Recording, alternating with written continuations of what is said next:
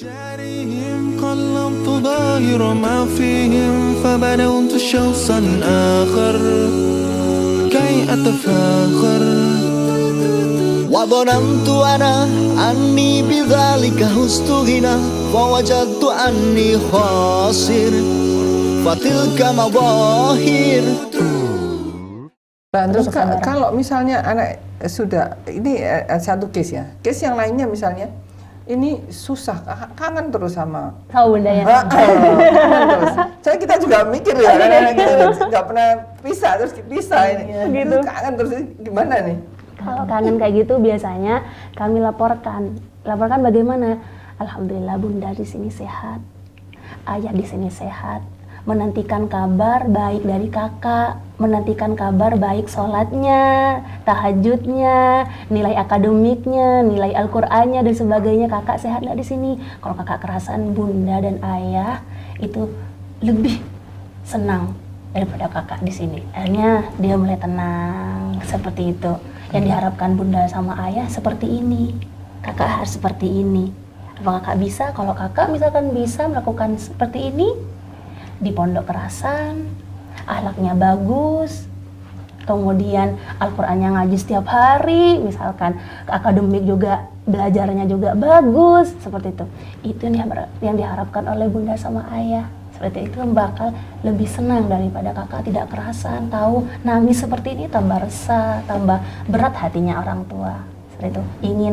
Ingin orang tua sedih, tidak usah ada. Seringkali tidak usah ada. Iya, Ustazah akan sampaikan kakak di sini kerasan, kakak di sini belajarnya nyaman dan tenang sekali. Bahkan juga berprestasi di sini, sering tanya kepada guru misalkan. Kemudian Al-Qur'annya selalu mengaji, seperti itu. Jadi kami sampaikan yang positif-positif agar supaya kita proses belajarnya juga nyaman, bunda, seperti itu. Saudara-saudaraku, itu suatu hal yang tidak gampang. Menjadi pengganti bagi kita orang tuanya 24 jam tidaklah gampang. Oleh sebab itu, sebelum kita itu mengantarkan anak kita ke sekolah yang notabene boarding school, pertama mental kedua orang tua harus disiapkan.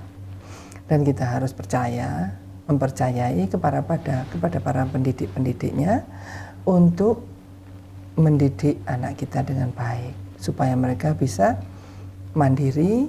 Di dalam kemandiriannya bisa menata keuangan, itu nanti akan penting sekali di dalam kehidupannya. Dan kemandirian itu yang akan menjadi tolak ukur di dalam pergaulan penyesuaian dirinya di dalam lingkungannya. Nah, penyesuaian di dalam lingkungannya itu otomatis akan sangat ada kaitannya kemandirian dan bagaimana dia melakukan prioritas kehidupan untuk pengeluarannya, bukan begitu? Gimana itu, Kak?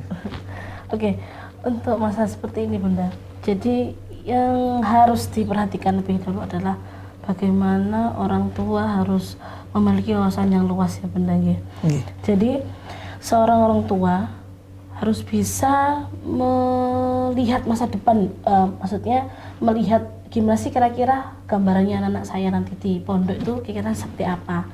Nah, jadi setelah bisa melihat bagaimana, kan kita sudah survei nih ya, survei ke asramanya, keadaan gimana, terus nilai-nilai yang diajarkan seperti apa, otomatis kita sudah yakin ya, insya Allah anak saya bisa ditempatkan di sini, dapat ilmu yang barokah dan sebagainya. Nah, tapi jangan lepas tanggung jawab saja ketika memasukkan anak-anak ke asrama, ke boarding school.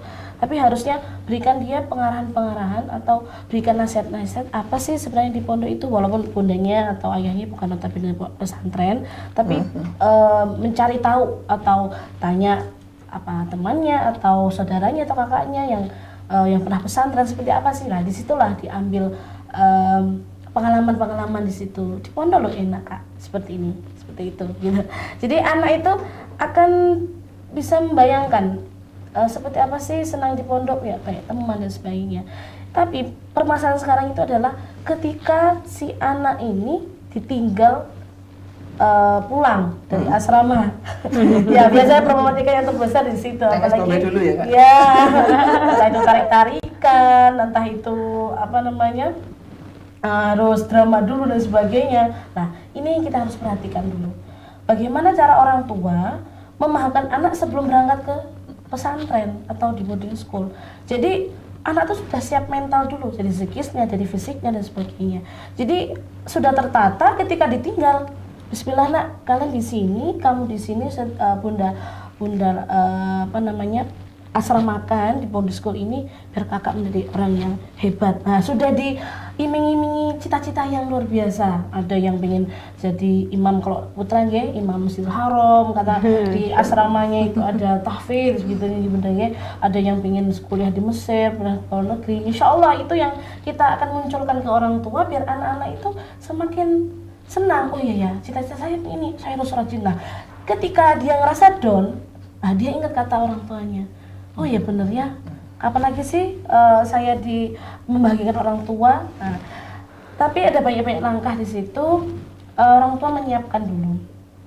Jadi segi apa namanya kebutuhannya yang pernah minggu kemarin kita singgung ibu bunda, kebutuhannya kita siapkan dulu kak. Kira-kira lah, disitulah keterlibatan anak dengan orang tua. Anak pun merasa kepemilikan. Saya loh mau mondok gitu loh, kebetulan saya udah dipenuhin.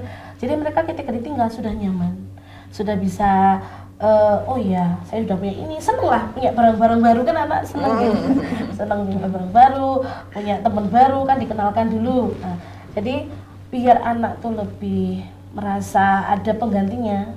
Yang tidak harus dilupakan adalah ketika orang tua sudah di asrama atau ketika mau masukkan asrama, orang tua harus menemui pembimbingnya dulu. Itu yang pertama. Jadi biar apa namanya menitipkan lah istilahnya seperti itu. Itu yang terkadang untuk notabene ya dilupakan. Hanya taruh saja kan terkadang ya ada yang nggak tahu. Ya sudah, yang penting udah di asrama gitu. Padahal itu yang harus pendekatan di situ. Orang tua harus tahu pembimbingnya bagaimana dan ada kata titip lah, Ustazah mohon maaf saya titip anak saya seperti ini, tujuannya bagaimana, kan jadi interestnya pembimbingnya lebih luar biasa, harus tahu oh kondisi orang tuanya seperti ini. Insya Allah lah bunda ya komunikasi terus ada gitu ya. Jadi ketika anak merasa tidak ada orang tuanya, jadi pembimbingnya itulah menjadi pengganti orang tua, posisi orang tua seperti itu.